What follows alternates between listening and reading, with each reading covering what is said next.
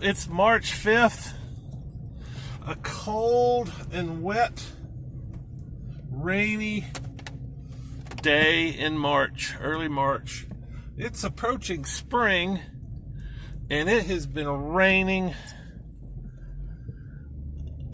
You know, it seems like we've had 5 dry days in the last month, and I mean, it's good. I would rather it be raining than us have another drought, and droughts are pretty unusual in the southeast. But it's been raining a lot, and it's been cold and rainy, which I hate. I don't mind cold, I don't mind rain. I'll ride my motorcycle in either one, but I will not ride my motorcycle when it's cold and wet. For several reasons. Number one, it's miserable. Number two, there's that whole risk of hypothermia, and you know, even my walrus blubber insulation is not going to protect me that much from it. But this thing sure is shaking a lot.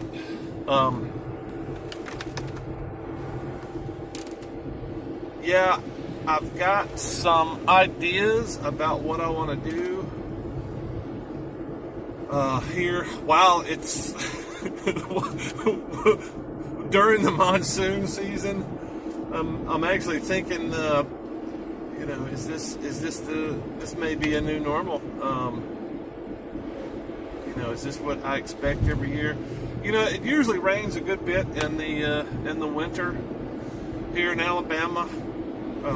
But you know, it rains a good bit. It rains several days, and then it's dry several days. That hasn't been the case in the last month.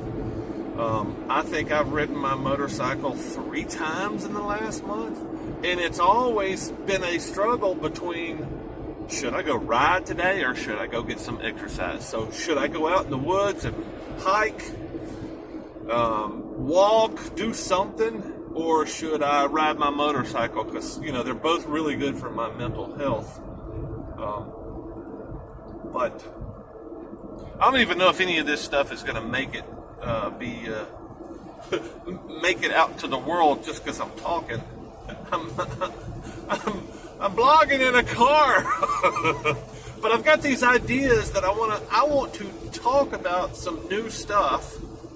Because I'm always exploring new ideas and things that interest me, and I want to share them. I just don't know the appropriate place to share them. I've got several YouTube channels where I experiment and I put stuff out to the world, and you know, the main thing for me though is it's just a way to express myself.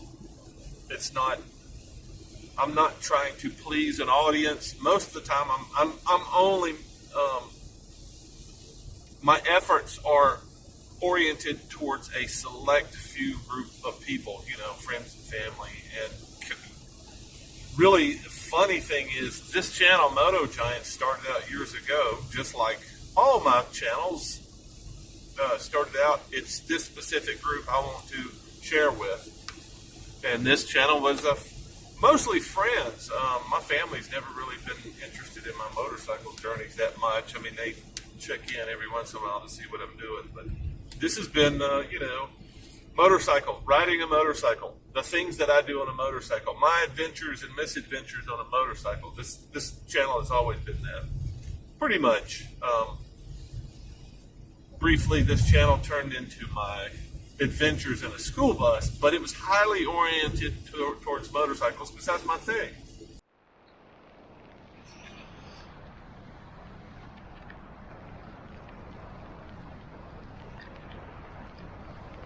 I thought for sure I'd get a few minutes of maybe non-raining horror, but as it turns out, it looks like it's going to rain for probably till afternoon. I was actually rolling the dice, got my errands run mostly, and rolling the dice that maybe I can get out here and talk about some other things other than motorcycling on a day that I will not ride my motorcycle. but it's almost as miserable.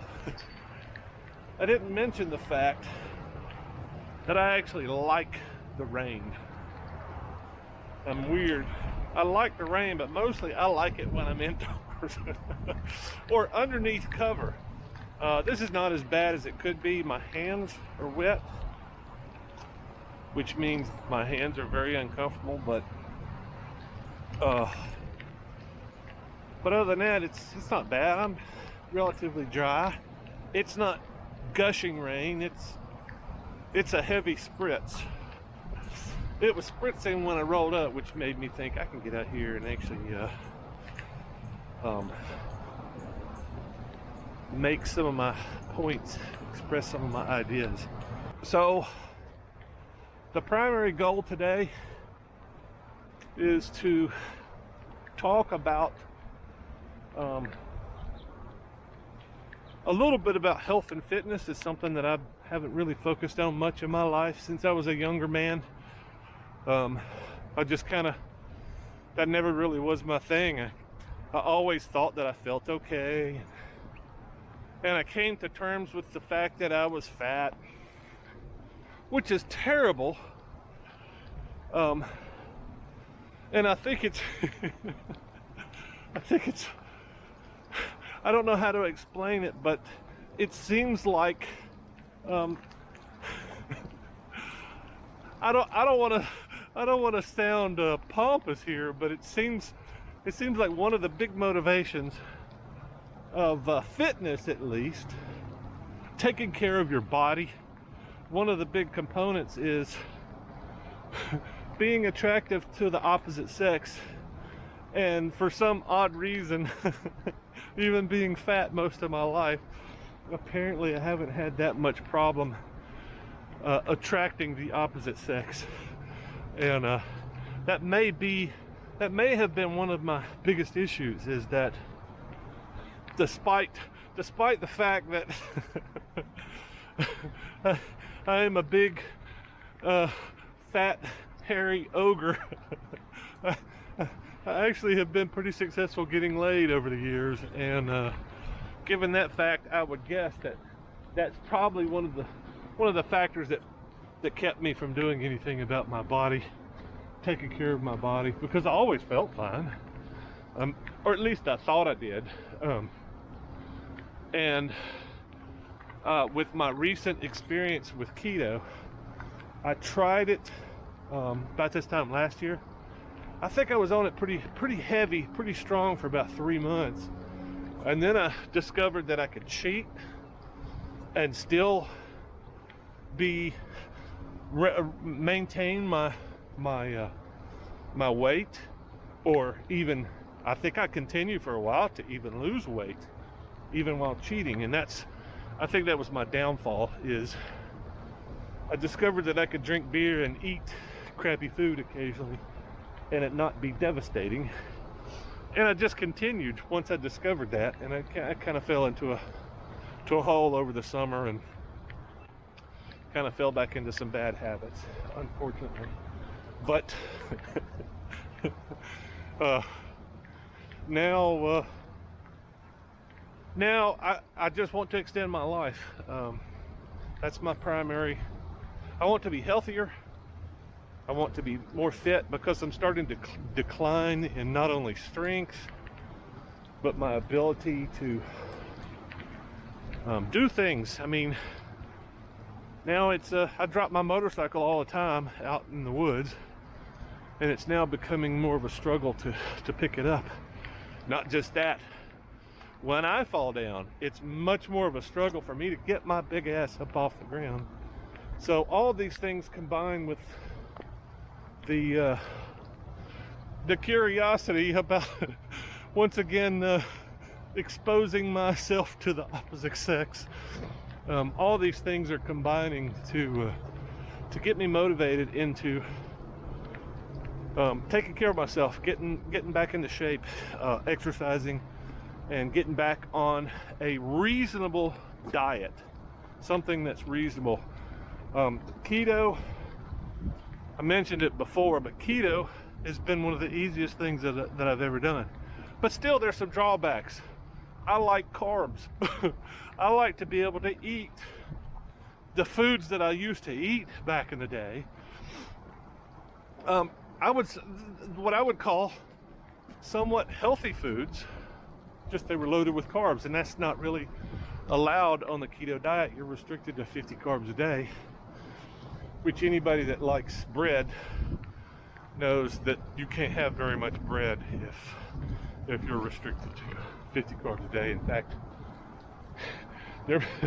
there may be one slice of bread may be equal to 50 carbs for all I know. I don't know. I just don't eat it. I haven't. But I miss bread. I miss wheat. I miss beans. I miss rice. I miss all those things. But with this new diet, I'm thinking that, 1 day a week where you can go up to 150 grams of carbs, that may be the thing that makes life better. So in other words, I'm back to that cheating, but it's actually, according to this guy that I'm reading now, Dr. McCullough,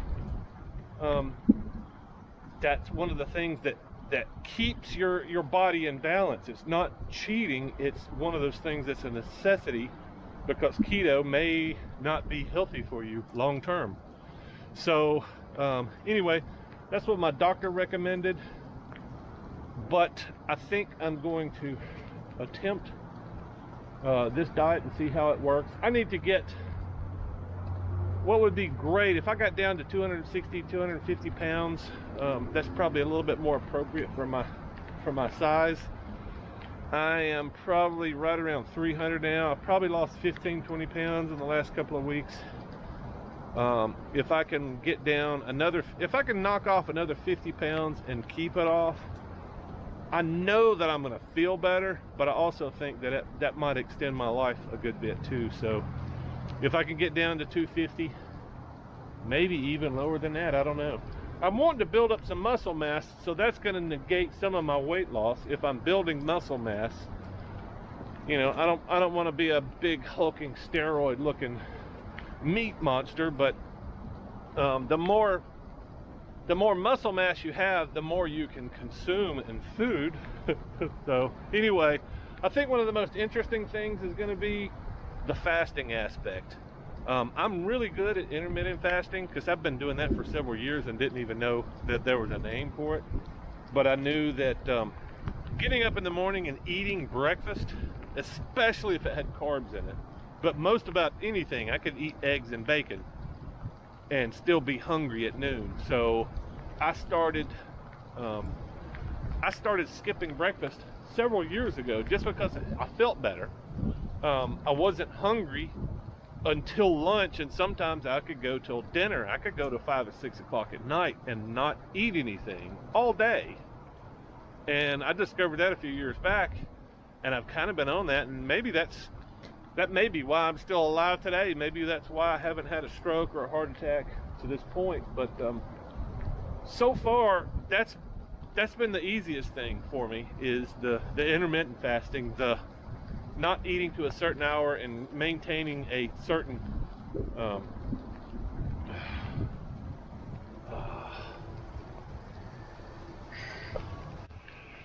words can't come to me easy. a window of eating, maintaining a window of eating. I think it's 3 hours, 6 hours, depending on who you talk to, but maintaining that certain window of eating is intermittent fasting, and then combining that with a day-long fast.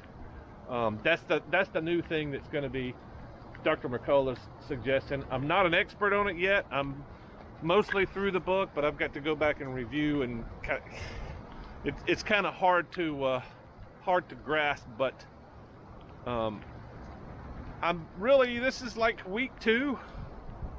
And I've been cheating a lot so far, but I'm still losing weight.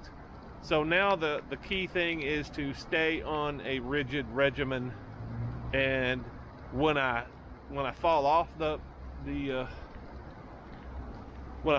wagon, I get back on and maybe pay for my sins. That's what I got to figure out. I got to figure out a way to pay for my sins.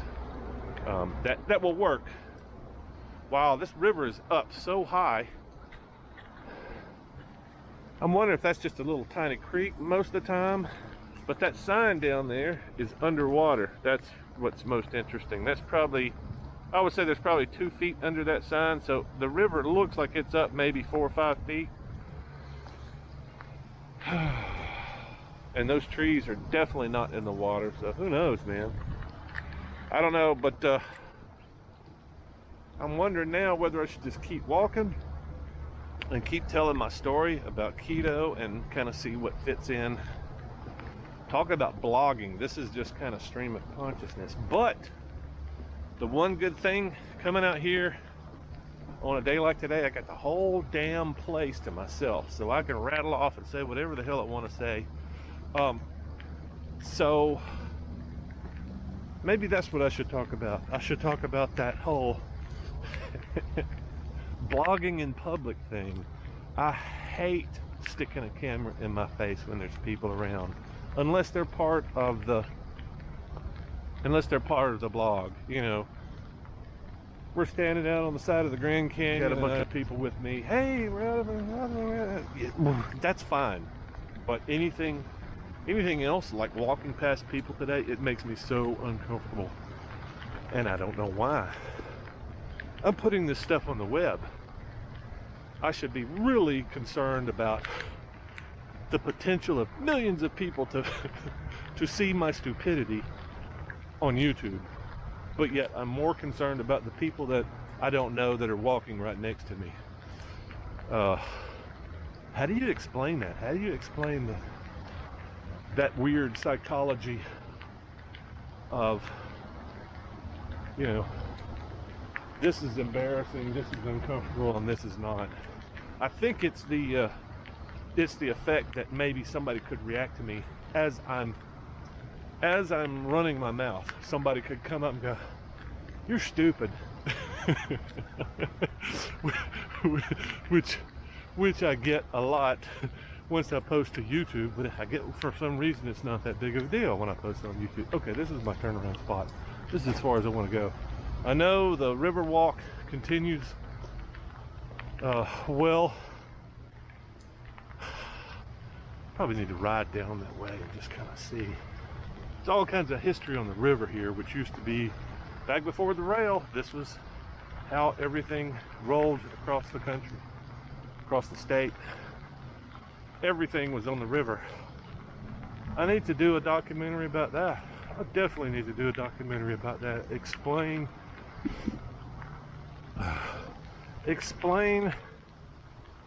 why so many towns don't exist anymore because of technology.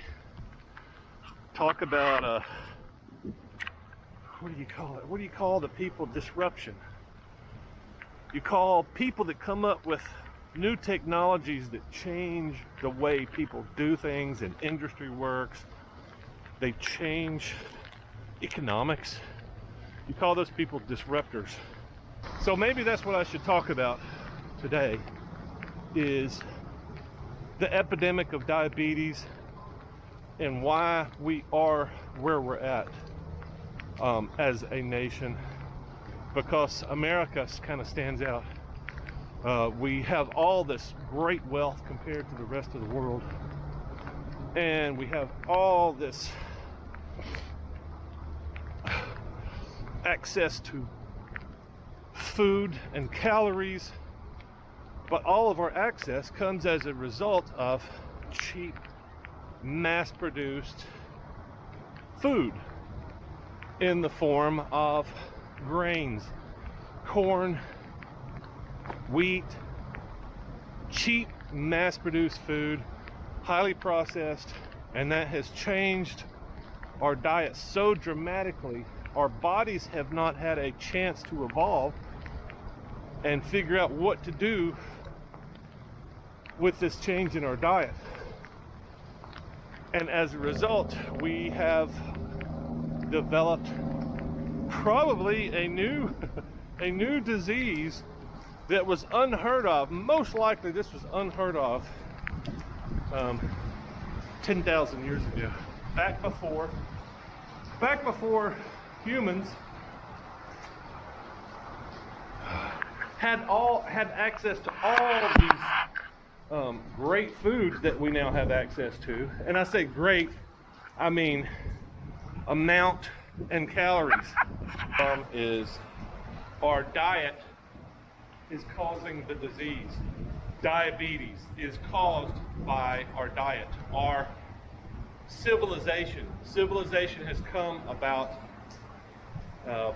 as the result of our discovery of our ability to plant food in the ground and stay in one place and harvest it, and better yet, even if we're not in regions that we can grow food year-round, rainforest and things like that, where there's plentiful food year-round, it grows year-round. In drier climates, in colder climates, we could still grow and store wheat, corn, and that's the key difference, is we could store foods like that year-round, and we could put them in big storage containers where we could process them when food is not growing. We can consume food when food is not growing. And although civilization and our farming abilities has led to an absolute explosion in human population, it's also led to the disease of diabetes and other health problems that result from diabetes. Consuming carbs, we're just not evolved yet to deal with that. Maybe I should just leave this as an introduction. The introduction to the idea that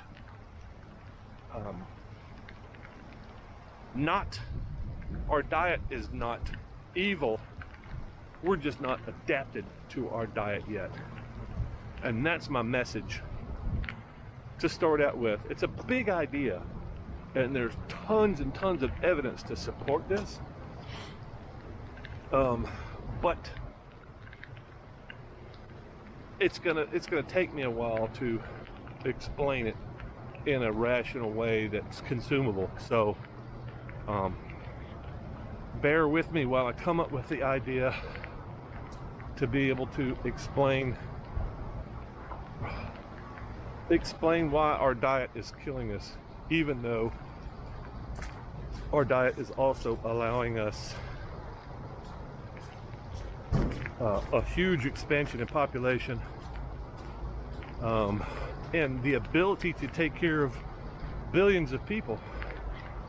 I don't know if it's going to support billions of people if we want to live to 100, if we want to live healthily to 100 years old. I think the only way is either come up with some kind of a miracle drug to solve the problems of our diet, or we're going to have to come up with a way to alter our diet. I want to talk about this. That's my main goal, to start the conversation. And maybe you guys can get enough out of what I'm saying to investigate on your own, instead of taking my word for it. You can all, anybody that's interested in changing their health, changing the way they live, extending your life, feeling better, maybe you can do the investigation yourself. Talk to your doctor. Talk to a doctor like mine who's open-minded enough to consider something besides a drug regimen. Maybe you can join me in my journey, or maybe you could just watch. If I fail, you've lost nothing. But if I win, if I actually change my life, at least you can look at what I've done and make a choice for yourself. I don't think I've got a lot to lose. I think I can only do good for myself. But we'll see.